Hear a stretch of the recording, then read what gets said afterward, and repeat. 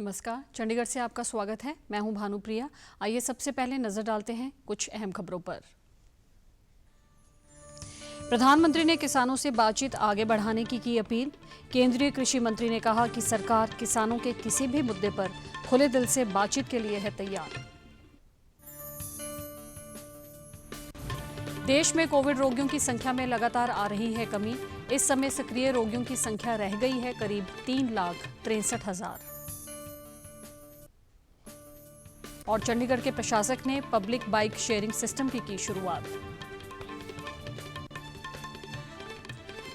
अब समाचार विस्तार से।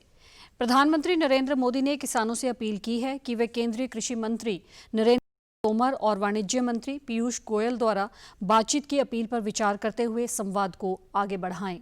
एक ट्वीट में प्रधानमंत्री ने कहा कि केंद्रीय मंत्रियों ने नए कृषि कानूनों पर विस्तार से बातचीत की है और किसानों की मांगों के संबंध में भी सरकार द्वारा सुझाए गए प्रस्तावों का उल्लेख किया है। प्रधानमंत्री ने कल नए संसदीय भवन की आधारशिला रखते हुए भी अपने संबोधन में किसानों को संवाद आगे बढ़ाने के लिए कहा था। उन्होंने इस संबंध में गुरु नानक देव जी के गुरबाणी में कहे गए शब्दों का भी उल्लेख किया था। उल्लेखनीय है कि सरकार के अनुसार कृषि संबंधी सुधार किसानों के हितों को ध्यान में रखकर किए गए हैं। नई दिल्ली में मीडिया को संबोधित करते हुए कृषि मंत्री नरेंद्र सिंह तोमर ने कहा कि सरकार किसानों को मंडियों की जंजीरों से मुक्त कराना चाहती है ताकि वे अपनी उपज मंडी से बाहर कहीं भी किसी को भी मनचाही कीमत पर बेच सकें। कहा कि किसानों को कृषि सुधार के जिन प्रावधानों पर आपत्तियां हैं, सरकार उनके बारे में खुले दिल से बातचीत को तैयार है। उन्होंने कहा कि केंद्र ने किसानों को ये समझाने की कोशिश की कि नए कानूनों का कृषि उत्पाद विपणन समितियों और न्यूनतम समर्थन मूल्य पर कोई बुरा असर नहीं पड़ेगा। मैं आपके माध्यम से किसान यूनियंस के लोगों को कहना चाहता हूँ, गतिरोध उन्हें तोड़ना चाहिए। सरकार ने आगे बढ़कर प्रस्ताव दिया है। सरकार ने उनकी जो मांगे हैं उनको समाधान करने के लिए प्रस्ताव उनके पास भेजा है और कोई भी कानून में जो प्रावधान पर आपत्ति होती है तो प्रावधान पर ही चर्चा होती है और जो आपत्ति उनके ध्यान में आई उन आपत्तियों को निराकरण करने की हमने कोशिश प्रस्ताव में की है और इसलिए उन्हें आंदोलन समाप्त करके और वार्ता का रास्ता अपनाना चाहिए। अगर कोई बात और भी करने की जरूरत है तो सरकार बात करेगी। सरकार ने समर्थन मूल्यों और मंडियों के बारे में किसानों की चिंताओं को दूर करने के लिए प्रस्ताव भेजा, लेकिन किसान नेताओं ने इसे अस्वीकार कर दिया। कृषि मंत्री ने कहा कि सरकार ने किसानों की चिंताएं दूर करने के लिए उनकी ओर से सुझावों की प्रतीक्षा की, लेकिन वे कानूनों को वापस लेने पर अड़े हुए हैं। उन्होंने कहा कि बातचीत के दौरान कई लोगों का यह भी कहना था कि कृषि संबंधी कानून अवैध हैं क्योंकि कृषि राज्य का विषय है और केंद्र इस पर कानून नहीं बना सकता। केंद्र को कृषि पदार्थों के व्यापार के बारे में कानून बनाने का पूरा अधिकार है और इन कानूनों का कृषि उत्पाद विपणन समितियों और न्यूनतम समर्थन मूल्य पर असर नहीं पड़ता। तोमर ने किसानों को भरोसा दिलाया कि उनकी जमीन पर उद्योगपति कब्जा नहीं करेंगे। उन्होंने कहा कि सरकार ने कानूनों में ऐसे प्रावधान किए हैं जिनके अनुसार समझौते किसानों और प्रसंस्करण करने वालों के बीच ही होंगे। मीडिया को संबोधित करते हुए वाणिज्य और उद्योग मंत्री पीयूष गोयल ने कहा कि ये बात एकदम स्पष्ट है कि कृषि कानूनों का कृषि उत्पाद विपणन समिति पर कोई असर नहीं पड़ेगा। उन्होंने कहा कि मंडी प्रणाली जैसी थी वैसी ही बनी रहेगी और किसानों की उपज की सरकारी खरीद न्यूनतम समर्थन मूल्य पर होती रहेगी। इससे कृषि कानूनों को लेकर किए जा रहे दुष्प्रचार की असलियत स्पष्ट हो जानी चाहिए। कोविड महामारी से निपटने में भारत ने एक और मील का पत्थर पार कर लिया है और देश में कोविड-19 से पीड़ित लोगों की संख्या और घटकर 3.71% रह गई है। रोगियों की संख्या में लगातार कमी आ रही है और करीब 1,63,000 रह गई है। पिछले 24 घंटों में करीब 8,500 रोगी इलाज के बाद स्वस्थ हुए हैं। रोजाना दर्ज किए जाने वाले रोगियों की संख्या में भी 30,000 से नीचे बनी हुई है और पिछले 24 घंटों में 29,000 दर्ज की गई। संक्रमण के मामलों में भी कमी आई है और पिछले करीब एक महीने से संक्रमण की पुष्टि वाले लोगों की दैनिक संख्या 50,000 से नीचे के स्तर पर बनी हुई है। देश में स्वस्थ होने की दर में सुधार हुआ है और ये 94.84% हो गई है। अब तक कुल 92,91,000 लोग स्वस्थ हुए हैं। पिछले 24 घंटों में 37,500 लोग ठीक हुए हैं। स्वस्थ होने वालों की दैनिक संख्या पिछले एक पखवाड़े से नए मामलों की दैनिक संख्या के मुकाबले कम बनी हुई है। इस समय देश में महामारी से ठीक हुए लोगों की संख्या रोगियों की तुलना 25 गुना अधिक है। स्वास्थ्य मंत्रालय ने कहा है कि 27 राज्यों और केंद्र शासित प्रदेशों में आज रोगियों की संख्या 15,000 से नीचे है। मंत्रालय ने कहा कि देश भर में चिकित्सा संबंधी बुनियादी ढांचे के विकास राज्यों और केंद्र शासित प्रदेशों द्वारा केंद्र के मानक उपचार नियमों पर कड़ाई से अमल और डॉक्टरों तथा अन्य चिकित्सा कर्मियों के पूरी लगन से कार्य करने से देश में स्वस्थ होने वालों की संख्या में लगातार बढ़ोतरी हो रही है। स्वास्थ्य मंत्रालय ने कहा कि उनके प्रयासों से देश भर में कई जिंदगियां बचाई जा सकी हैं और मृत्यु दर घटकर 1.45% रह गई है। मंत्रालय की विज्ञप्ति में बताया गया है कि पिछले 24 घंटों में देश भर में 414 लोग महामारी से मौत का शिकार भी हुए हैं। भारत निर्वाचन आयोग के दिशा निर्देश के अनुसार चंडीगढ़ प्रशासन की लोगों को विशेषकर युवा मतदाताओं को मतदान सूची में अपना नाम दर्ज करवाने व मतदान सूची में सुधार इत्यादि के लिए प्रयासरत है। प्रशासन के चुनाव विभाग की ओर से शहर के युवा मतदाताओं को मतदान सूची से जोड़ने के लिए लोगों के घरों तक विशेष वैन भेजी जा रही है ताकि लोग अपने घरों के समीप मात्र एक फॉर्म भरकर अपना मतदान कार्ड बनवा सकें। इसके अतिरिक्त जिन लोगों के मतदान कार्ड में किसी प्रकार की कोई त्रुटि है तो उसे भी लोग ठीक करवा सकते हैं। मतदान कार्ड बनाने तथा मतदान सूची में किसी प्रकार के संशोधन के लिए कल सेक्टर 7, 27, 28, 29 तथा 26 की बापू धाम कॉलोनी में विशेष वैन भेजी गई। आज किशनगढ़, इंदिरा कॉलोनी, मनी माजरा तथा मौली जांगरा में वैन जा रही है। लोग सुबह 10 से शाम 5 बजे तक इसकी सुविधा ले सकते हैं। यानी 12 दिसंबर को विशेष वैन हलो माजरा, रामदरबार, फैंदा निजामपुर और दड़वा जाएगी। जिन लोगों का वोटर कार्ड नहीं बना है वे लोग अपनी 2 फोटो, आधार कार्ड देकर फॉर्म भरकर वोटर आईडी कार्ड के लिए आवेदन कर सकते हैं। ये वैन इन क्षेत्रों में मतदान केंद्रों पर सुबह 10 से शाम 5 बजे तक रहेगी। कोविड-19 के कारण लॉकडाउन के बाद रेहड़ी पटरी वालों को अपना काम फिर से शुरू करने के लिए केंद्र सरकार ने प्रधानमंत्री स्वनिधि योजना की शुरुआत की है। इस योजना के अंतर्गत सड़क किनारे काम करने वाले लोगों को 10,000 रुपये का ऋण आसान शर्तों पर मुहैया करवाया जाता है।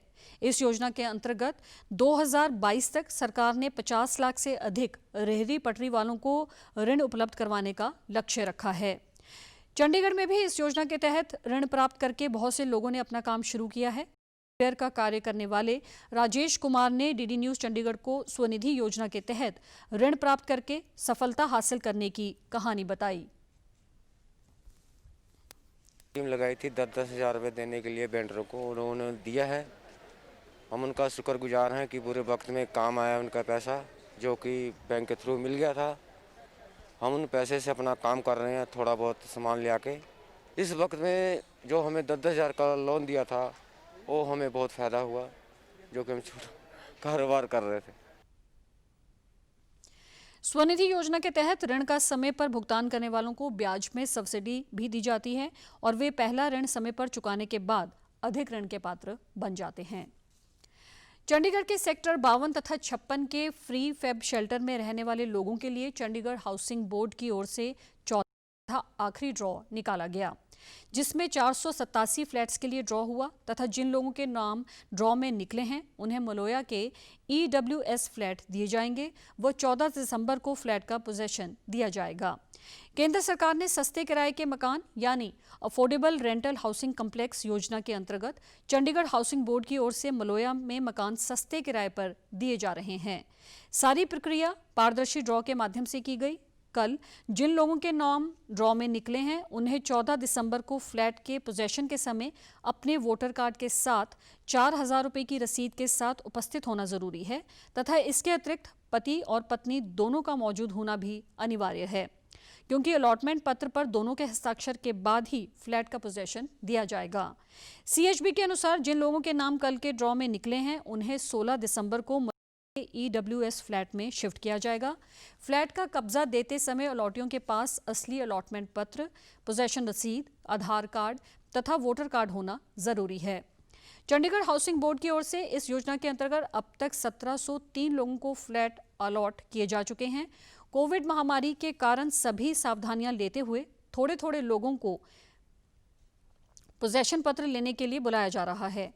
14 दिसंबर को भी 3 सूची के आधार पर समय दिया गया है, जिसके अनुसार 1350 तक पोजेशन के लिए 9:30 बजे से, 1351 से 1500 तक सुबह 11 बजे और 1501 से दोपहर 12 बजे के बाद पोजेशन पत्र दिया जाएगा।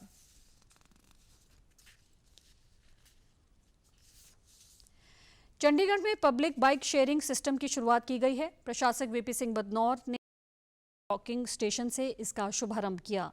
इस योजना के पहले चरण को शुरू करने के बाद श्री बदनौर ने रॉक गार्डन से राजभवन तक सलाहकार मनोज परीदा, के यादव नगर निगम कमिश्नर तथा अन्य अधिकारियों के साथ साइकिल भी चलाई। उन्होंने इस अवसर पर कहा कि पब्लिक बाइक शेयरिंग सिस्टम का इस्तेमाल करने से शहर के लोगों तथा दूसरी जगह से आने वाले लोगों को लाभ होगा। श्री बदनौर ने साइकिलिंग को प्रोत्साहित करने तथा इस सिस्टम की शुरुआत के लिए चंडीगढ़ स्मार्ट सिटी लिमिटेड के CEO और के यादव को बधाई दी। उन्होंने कहा कि पब्लिक बाइक शेयरिंग सिस्टम का उपयोग लोग दफ्तर जाते समय सैर के लिए या घूमने के लिए कर सकते हैं तथा साइकिलिंग स्वास्थ्य के लिए भी अच्छी है व इससे ट्रैफिक दबाव भी कम होगा। के यादव ने बताया कि पायलट प्रोजेक्ट के तहत 25 डॉकिंग स्टेशन से 225 साइकिल चलाई जा रही हैं। साइकिल का इस्तेमाल करने वाले शहरी को मेंबर बनने पर आधे घंटे के 5 रुपये तथा बिना मेंबर को 10 रुपये देने होंगे। उन्होंने बताया कि शहर में 5000 साइकिलें चलाई जाएंगी। इस प्रोजेक्ट को 4 चरणों में विकसित किया जाएगा। इस प्रोजेक्ट का आकार देश में सबसे बड़ा तथा अधिक पब्लिक बाइक शेयरिंग का नेटवर्क होगा तथा ये project Chandigarh smart city limited की ओर से PPP आधारित है। इस सिस्टम का लाभ लेने के लिए ऐप डाउनलोड करनी होगी। इसी ऐप से पैसे कटेंगे तथा डॉकिंग स्टेशन पर साइकिल का ताला खुलेगा। और अब खबरें फटाफट। भारत में तैयार की गई कोविड-19 की स्वदेशी वैक्सीन mRNA के मानव परीक्षण को मिली मंजूरी। नेशनल हेल्थ मिशन हरियाणा ने राष्ट्रीय एम्बुलेंस सेवा 108 के तहत कार्य करने वाले एम्बुलेंस चालकों और आपातकालीन चिकित्सा के लिए वर्दी का डिजाइन किया लॉन्च। पंजाब के मुख्य सचिव ने चंडीगढ़ अंतर्राष्ट्रीय हवाई अड्डे इन-लाइन बैगेज स्क्रीनिंग प्रणाली का किया उद्घाटन। अब यात्रियों के सामान की स्क्रीनिंग में लगेगा आधा समय। कोरोना वायरस का खतरा अभी टला नहीं है, इसलिए सभी से निवेदन है कि बाहर जाने के समय मास्क जरूर पहनें, सामाजिक दूरी बनाए रखें, बार बार अपने हाथ साबुन से धोएं और सैनिटाइजर का इस्तेमाल करें। महामारी कोविड-19 जिसका कहर संपूर्ण मानव जाति को अपनी आगोश में ले चुका है। टीका या दवाई उपलब्ध होने तक महामारी के खिलाफ मानवता की जंग जारी है। ऐसे में सबसे जरूरी है सावधानी और बचाव। फेस मास्क कोरोना से रोकथाम का सबसे प्रभावी साबित हुआ है। विश्व स्वास्थ्य संगठन और विशेषज्ञों की शोध का भी यही निष्कर्ष है कि मास्क से मुंह और नाक को अच्छी तरह ढककर कोरोना संक्रमण को कम किया जा सकता है। कोरोना संक्रमण से बचाव के लिए मास्क पहनने के साथ ही जरूरी है मास्क को सही तरीके से पहनना। बहुत से लोग मास्क से नाक और मुंह को सही तरीके से नहीं ढकते हैं, जिससे संक्रमण का खतरा बना रहता है। बिना मास्क या फेस कवर के घर से बाहर निकलने की अभी कल्पना करना भी सही नहीं है। जुड़िए डीडी न्यूज की खास मुहिम मास्क अप इंडिया के साथ। मास्क पहने और अपने मुंह और नाक को अच्छी तरह ढकें। अपने परिवार के सदस्यों और दोस्तों को मास्क पहनने कहें। Mask up India. Mask up India. DD news के माध्यम से सबको बताना है, कोरोना को हराना है, मास्क जरूर लगाना है। Mask up India. Mask up India. Mask up India.